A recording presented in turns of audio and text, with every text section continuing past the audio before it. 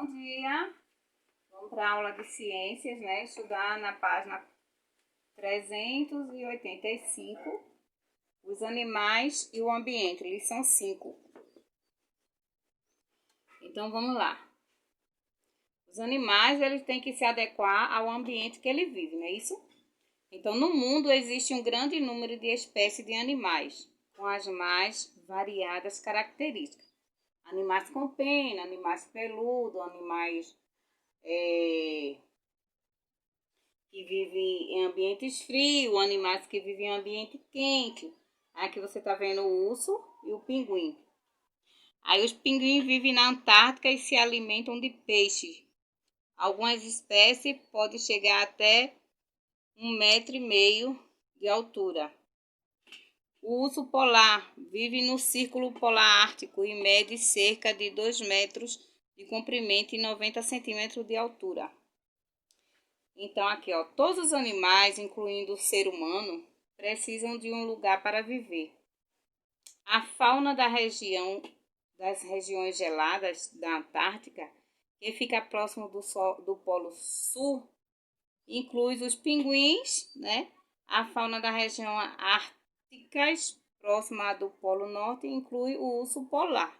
São esses os animais que vivem em lugares muito gelados. Então, a onça-pintada e o tucano são habitantes das florestas da América do Sul. A onça-pintada, ela mede cerca de 1 metro de altura, né? De comprimento, sem a cauda. O tucano, por sua vez, mede cerca de 65 centímetros, com o bico que chega a 20 centímetros. Quando um animal vive apenas em determinada região, dizemos que ele é nativo dessa região. A onça-pintada, por exemplo, é nativa da América do Sul, porque ela só vive lá. O lugar onde o animal vive é seu habitat.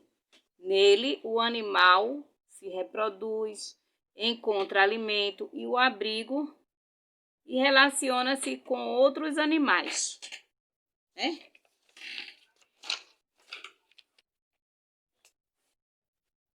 O habitat da capivara, por exemplo, localiza-se à beira dos rios de parte da América do Sul. Esse habitat é bem diferente dos galhos das árvores onde vivem os macacos. Cada habitat apresenta características próprias que determinam a atividade de ser vivo naquele local. O ser humano. O ser humano é um animal também, né? Só que ele é racional, né? Raciocina.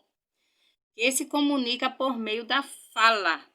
Tem capacidade para analisar seus atos, planejar suas atividades e colocar em prática.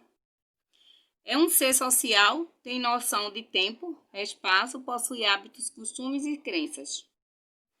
Também possui a capacidade de transformar vários ambientes, usando o que sabe e aprende. Por isso consegue sobreviver em quase todos os ambientes na Terra. Por exemplo, no Polo Norte, os inuits constroem suas moradias chamadas iglu no gelo, como na imagem à direita a seguir, ó, certo? Os animais precisam de gás oxigênio para viver. O gás oxigênio é obtido pela respiração, especificamente pela inspiração do ar, nos animais que têm pulmões. Outros animais retiram gás oxigênio da água por meio de brânquias. Por isso que existem alguns seres que só vivem na água e outros só na terra, né? Então, o ser humano, as aves, o cavalo, o cachorro, a tartaruga e muitos outros animais absorvem o gás oxigênio pelo pulmão, por isso não pode viver na água. O sapo, a rã e a perereca absorvem o gás oxigênio pelo pulmão e também pela pele. A maioria dos peixes absorve o gás oxigênio dissolvido na água pelas brânquias, porque ó, ele tem as brânquias, certo? Já a minhoca respira pela superfície do corpo. Aí aqui tem os animais dependem da água para viver. A água é muito importante para os animais. Os animais terrestres obtêm água por meio da alimentação, mas também precisam bebê-la para repor a água que perdem constantemente pela urina e pela transpiração. A água é necessária para transformações químicas e para o transporte de substâncias que existem no nosso corpo. Muitos animais vivem nas águas de oceanos, rios, lagos. São conhecidos como aquáticos, como peixe, camarões, lagosta, baleia e vários outros. Então, os anfíbios são exemplos de animais que vivem na água quando são filhotes.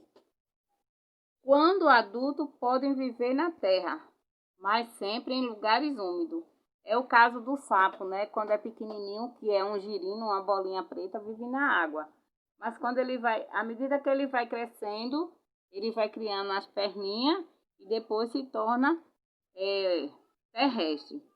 Aí aqui você tem a atividade da página 388 para realizar e a 389, certo?